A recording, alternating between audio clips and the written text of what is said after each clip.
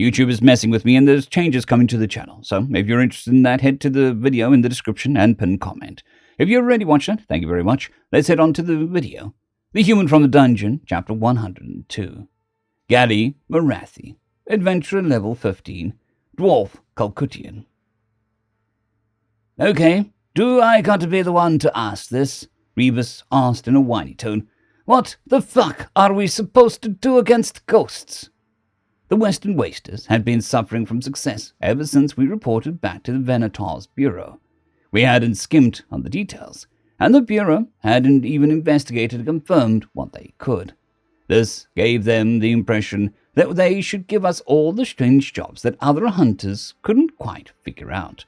Unfortunately, they seemed to have a backlog of weird missions and had been running us ragged ever since. Our entire winter had been spent in the countryside, solving mysteries like we're goddamn detectives or something. Every single quest thus far had just been normal crap, causing weird crap to happen, hoaxes, or an easily killed monster that the locals hadn't heard of before. We'd been so busy that we'd even leveled up a bit, and we'd finally been assigned a job that didn't require us to leave Telecam. We'd been asked to investigate reports of a haunted manor on the outskirts of town. Mako and Rebus had argued against taking the job, but the bartender had quickly upped the ante to 1 gold apiece. That, combined with the fact that the job was to investigate and not to exterminate, quickly changed their minds. Sort of. There ain't such a thing, I replied. And even if there is, we just have to use stabs, slashes, or spells to get rid of them. And what if none of that works? We run? I don't like that ethereal crap, Mako muttered. That's too damn bad, I replied. You took the job, just like we did. I, for one, am excited about what we might discover, Ithrima added. First-hand accounts of spirits are rare. We might even be able to publish our experience. The reason first-hand accounts are rare is because they don't fucking exist, I growled. Keep your damned heads on your shoulders. It's probably just bugs or something, Heino agreed. It's the season for the giant beetles to start looking for mates. Fick, Rebus spat. That might be worse than ghosts. Hate bugs. While we were away, the Venator's Bureau had received several reports of strange sounds coming from the manor at odd hours. There had also been disappearances around the manor, but those had stopped. Of course, the previous owner of the manor had been a deranged noble who had tortured and killed several people, so the townspeople weren't exactly keen to peek their heads in and take a look. There it is, I sighed as the manor came into view. Let's get this over with. Can we just pop our heads in? Rebus asked. I really don't want to be the one to discover the ghosts are real. No, Ithrima and I said in unison, for vastly different reasons.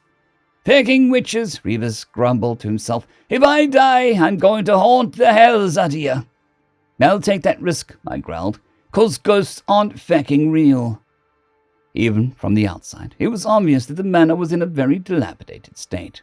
However, it was also apparent that it had been very impressive before it was abandoned. As we got closer, I noticed that some of the gold and silver trim had survived. That's not a good sign, Mako pointed at the trim. Even the fecking looters don't want nothing to do with this place. We paused in front of the manor and got in formation. I waited patiently for Rebus and Mako to finish preparing their gear, but it was soon clear that they were stalling. Heino and I met eyes, and I sighed loudly. Backing useless, I said, pushing past him. Come on, Heino, let the clackers hang back so they don't wet themselves. I walked up the front door, and just as I was about to turn the handle, a crash came from within the manor. Heino pulled me back a step, and I drew the bow to cover him.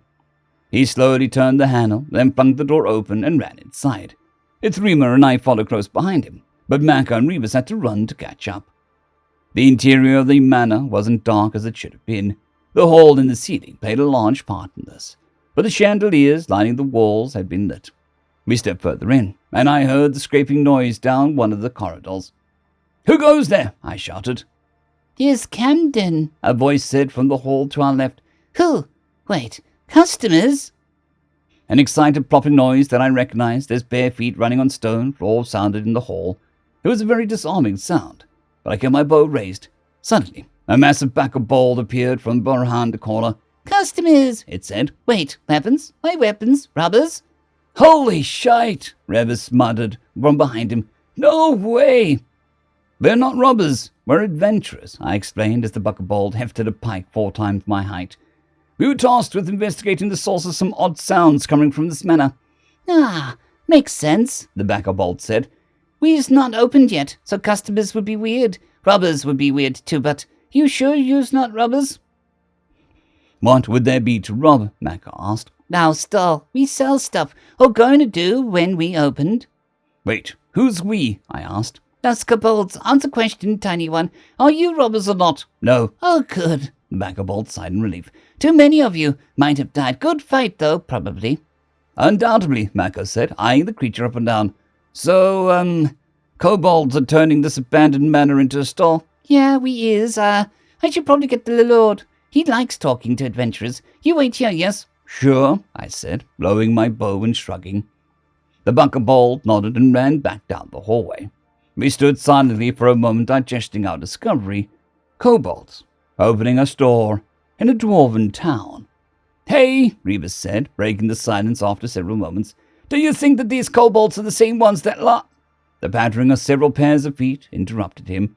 I felt the instinct to raise my bow, and before long several kobolds appeared alongside the same buckerbold from earlier. One was wearing a crown made of fish skulls and various leaves. It took one look at us and jumped with excitement. You guys, it exclaimed. It's my friends, the Western Wasters. In all of my years as an adventurer, it never once occurred to me that I would one day recognize a kobold. It was also never occurred to me that I would run into one kobold that I knew by name within a supposedly haunted manor that was previously owned by a serial killer. Needless to say, I was shocked into silence. Most of my comrades felt the same. But Rebus was the type that could remain talkative even with his jaw removed. "Ha! No fucking way," he said. "Smith, is that you?" "Yes." The kobold started bouncing. "What are you guys here? You want to buy stuff?" "Buy stuff?" Yes, we're making store." "You're making a store in this manor?" I asked, recovering some of my senses. "Yeps." Smith beamed. "We gonna sell stuff to the dwarves direct like, no need to wait for caravan." "How are you getting your stuff from the dungeon to this manor? It's a few hours away, isn't it?" "Hidden tunnel. Some elves helped him 3 find it." "Elves? Him 3? My confused glance towards the other kobolds caught one of them waving at me in a bashful manner. It was the same manner in which a young girl with a crush would wave, which only served to deepen my confusion. "Yes, he 3 and the elf were talking about mushrooms and they finded this hidden tunnel from the dungeon to here." Smith grinned. "Now it only takes a few minutes to get to the city. City. Working on that word." Wait, Mako interjected. "Hold on. You mean to tell that there's been a connection between the town and the dungeon that houses both a master vampire and a lich?" "Oh, the town's a way better word than city. Smith replied, then paused and rubbed his chin. "I guess you're right about the tunnel, but you're friends with the Lord, so that's not bad, right?" Yeah, but the massive orc trailed off and looked at us for confirmation of his sanity. Rebus and Hino shrugged, but I was trying to decide which of my many questions to ask next. The disappearances were probably due to the vampires, and the kobolds probably wouldn't know anything about that. The noises were obviously the kobolds trying to convert the manor into a store. I finally thought of a question that didn't have an answer to, but Ithrima beat me to it. "What do you plan to sell?" the elven mage asked. "Bunch of stuff. We got all the stuff that the caravan wanted, plus the stuff that the caravan didn't wanted, and stuff that the elves traded." Samith paused and turned to one of the other kobolds. What did the elves traded?"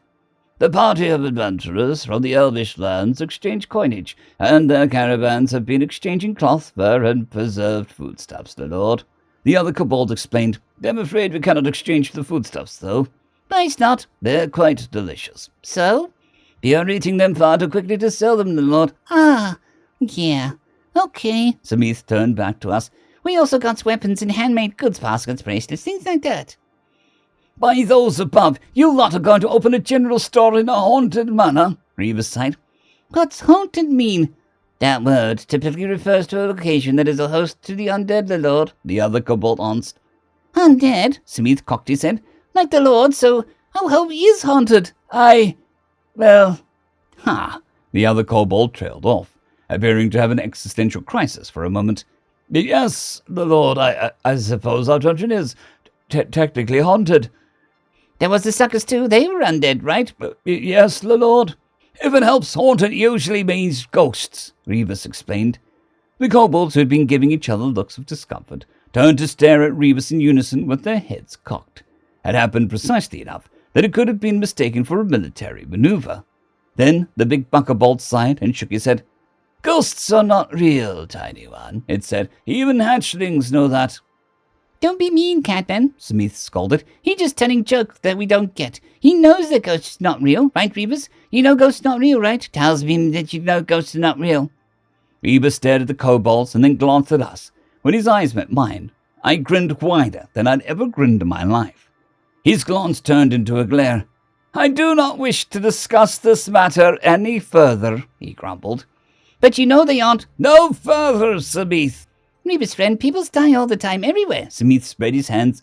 If ghosts was real, they would be all over the places. There would be more of them than us, yes? Rebus treated Smith to a cold stare and remained silent. Mako shifted uncomfortably and rubbed the back of his neck. I, to my credit, did my best not to laugh uncontrollably. We should set Rebus's childish worldview aside for a moment, Ithilia said with a mean chuckle. Have you obtained the proper trade permits to operate this stall, Smith? We got the paper thingy from the caravan, Smith said. They said it was super important. Is that what you means? Ithilia and I shared a nervous glance. Maybe, she said. Would it be possible for me to see it? Yeah, Candem, you fast. Smith poked an extra-large buckerbolt. Go get paper thingy, please. Yes, the Lord, the buckerbolt said with a bow. Buckerbolts are, on average, slightly larger than a well-built orc. Cadman, however, was even larger than Mako. Yet the speed at which he disappeared down the corridor was enough to set me on edge. I wasn't the only one. The five of us stared stunned at where the buckerbolt had been only a moment before. It took a few moments for the shock to wear off. So, the Lord, Hannah asked. Yeah, Smith asked in turn. Oh no, I mean, what does it mean? What does what mean? What does the Lord mean? Oh, it means little Lord, Smith shrugged nonchalantly. The Lord has gone to teach the unified chieftains. The tallest chief invited him to, and he really wanted to. So he put me in charge of the kobold developmentals and care. When will he be back? I asked. I don't know, Smith sighed sadly. He has been gone for all winter. His paper said that he might be back to check on us after summer, though. Ah, I'm sorry to hear that. I briefly heard the pattering of feet. But before I could recognize the sound, Camden was already standing beside Smith, holding a scroll. Smith thanked the buckerbolt, took the scroll, and offered it to Ithilia. She immediately unfurled it and began to read. A moment later, she let out a sigh. This is what I was afraid of, she said. This document grants you the privilege of trading with an intermediary. So it's not a trade permit? It is, just not the type you need. There's different kinds of trade permits. Both shock and confusion became apparent on the kobold's face. Oh my, yes. Yours allows you to sell in bulk to any merchant registered with the town. The permit that you require, however, would allow you to set up an area to house and sell goods. There are also permits for temporary vendors, like street stalls and traveling caravan, as well as permits for importing and exporting goods from outside of the Empire of Kakoti. I think they may need the last one as well, I added. I don't think so, Ithilia shook her head. Their residential address lies outside of the town borders, so as long as they are accepting imported goods there and transporting them via the tunnel, they shouldn't require an import permit. Can we get the permit thingy? Smith cocked his head. Maybe. If I recall correctly, every type of trade permit requires an endorsement. The Venator's Bureau endorsed this one, so they might be able to endorse the type of permit that you need too. But there are two potential issues that I can see. What are they? I asked. The first would be the ownership of this manor. If the rumors surrounding the building are correct, it's most likely owned by the telecom municipality. The town will likely have been trying to offload this property for quite a while. So if we suck up to the proper people, we'll be able to buy it for dirt cheap. However, if someone else owns it, we'll have to hunt them down and try to convince them to sell it. We'll have to take care, otherwise they'll try to fleece us. I see. And the second potential issue? Well, the trade permits require signatures from all parties involved. It looks like Larry signed this one, so I'm guessing the formalities were taken care of in the dungeon. To get the proper permit to open a store, though, we're going to need to jump through some bureaucratic hoops. Which means we have to do this in the Capitol building, I sighed. Yes, Ithilia nodded, and we're going to have to take Smith with us. End of chapter. I would like to thank our T5 members and patrons, Casper Arnholtz, Jon Creighton, Vidmori, 050, Dragzoon W.R.E, and Elijah Silvercross. Thank you very much.